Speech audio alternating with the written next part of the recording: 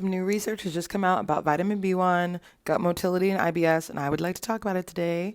If you haven't seen my videos before, I'm Lauren. I'm getting my PhD in nutritional sciences. I have several videos about IBS on my page from my own personal experience and also just educating on it. Feel free to check those out. But if you're interested in some new science that has come up about IBS, stay tuned. Okay, this is the title of the paper. Genetic dissection of stool frequency implicates vitamin B1 metabolism and other actionable pathways in the modulation of gut motility. Let's break that down because that's kind of a mouthful. So what this is saying is that the scientists found that vitamin B1, which is also known as thiamine, has an effect on how your gut is moving in your body. Gut motility is the movement of food and waste throughout the body through your GI tract. And what's occurring is something they didn't realize is that vitamin B1 has a much bigger impact than maybe they would have said before. So it's really important to investigate this, particularly for other issues like IBS, because if they can find out that there is something that's impacting stool frequency, which with IBS we know can be a problem, perhaps they can intervene. But that's what's really important to note about scientific papers. This one is not saying that they solved it and they figured it out and they tested it and tried it. It's saying that they just found the metabolism occurring within the genetics of these people.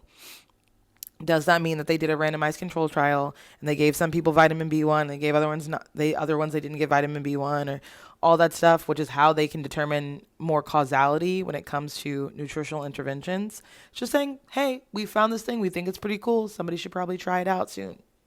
In this paper and in this study, what they found out is that thiamine intake is positively associated with stool frequency. So what these scientists are trying to point out is that perhaps varying rates of thiamine in people from their food intake may relate to their stool frequency. In the study, they also looked specifically at two groups. They listed out Europeans and East Asians as the groups that they looked at. So all of this is really cool and awesome. There are some things that we have to think about. This is just me thinking scientifically and critically.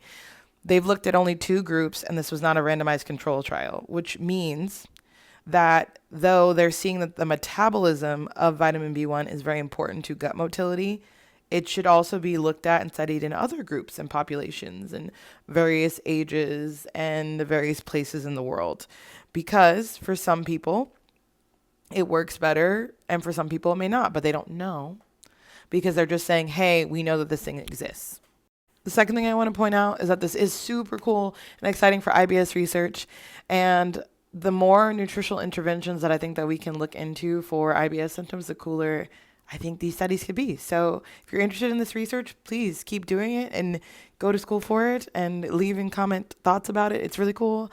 I hope you have a great day and you take your vitamins. Bye.